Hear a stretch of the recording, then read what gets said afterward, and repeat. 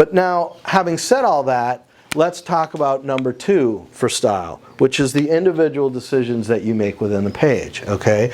And when you think about this, when you think about just design altogether, there are 4 important principles to keep in mind. And what I want you guys to do when you write your reflections for this design is to address how you thought through each of these principles in creating the design that you created, okay? So those 4 principles are as follows.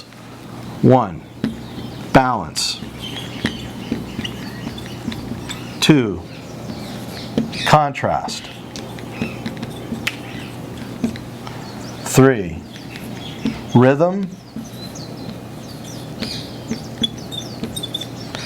And 4, unity.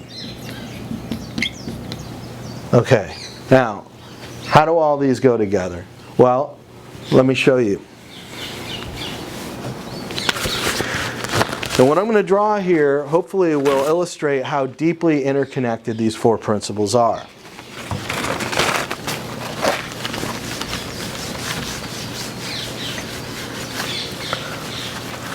Let's say we start with a basic 8.5 by 11 page.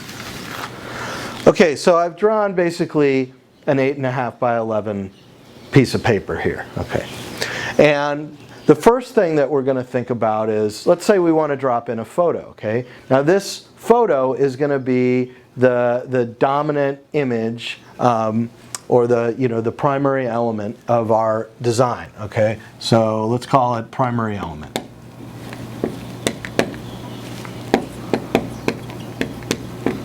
Okay.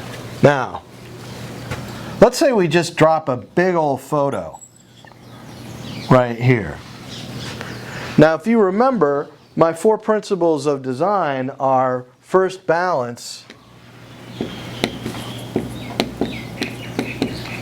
second, contrast, third, rhythm, and 4th, unity, right? Okay. Well, if I put this here, what if I put an image right here? Okay. Is there balance? I don't think so. But that raises an interesting point, right? What is balance? Let's get to that in a minute. But let's say I try to balance it by putting another image here, another image here, and another image here. Would that maybe be balance? Well, maybe. Do we have contrast? I suppose, in the sense that we have one big image and 4 smaller images, although there's a certain amount of just uniformity that we've done by doing that. But what about rhythm? What do we mean by rhythm? Well, rhythm is basically the way the whole piece, the whole design moves together, okay? So if you're thinking about trying to lead through, creating a design that leads the viewer through with his eyes, that guides the person's eyes through your design, how well does this work? Well, we don't really have a starting point or an ending point. So it's pretty static in a way in terms of unity. In terms of rhythm. And then in terms of unity, if we've got problems with basic rhythm, if there are issues with contrast and all of the rest, then unity isn't working either.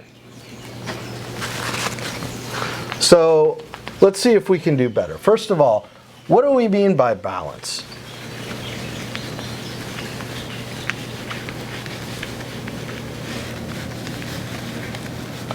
Well, for those people who are a little bit visually impaired and just don't see this stuff naturally, and I don't consider myself someone who just has this perfect natural eye. I have to think these things through myself. What's really helpful to understand is that the concept of balance visually works directly with the concept of balance physically. So think about balance literally in terms of weights, right? And imagine, for example, if you have like a seesaw. Okay? And you guys are familiar with this from either geometry or just from life. If you have a big weight here, okay, and a little weight here. Obviously, this is the whole seesaw is going to just drop to this side, okay? So how do you balance the two out? Well, you have to adjust the size of these two things in relation to the distance from the middle of the fulcrum, okay? So, for example, if I want this to balance out, maybe these are just so different in weight that I'll never be able to fully achieve a balance, but I can certainly achieve a better balance if I move this big weight. Maybe I do a slightly smaller one, and I move it closer to there, and now we probably have something like balance. Okay, so the same principle works visually. So rather than putting a big, huge photo here with which I'll never really be able to achieve balance, or if I do, as you could see, we'd run into other problems, maybe I do something that's not so big here, and then I can balance it with a smaller image here. Okay, and maybe I make this a different size, or maybe I make it a circle and a different size here. Okay? So in other words, that's how you control balance. And then at the same time, you want to think about, how do I differentiate the true? That's how you get into contrast. Okay? Once you get that going, if you line these two up in a way that guides the reader's eyesight, you start developing some rhythm, okay? And then all together you want to step back and say, what can I change, or what elements can I add, or how can I get this to integrate better so that I can achieve unity? And that's pretty much the basics that I want to tell you guys today about graphic design. Thanks.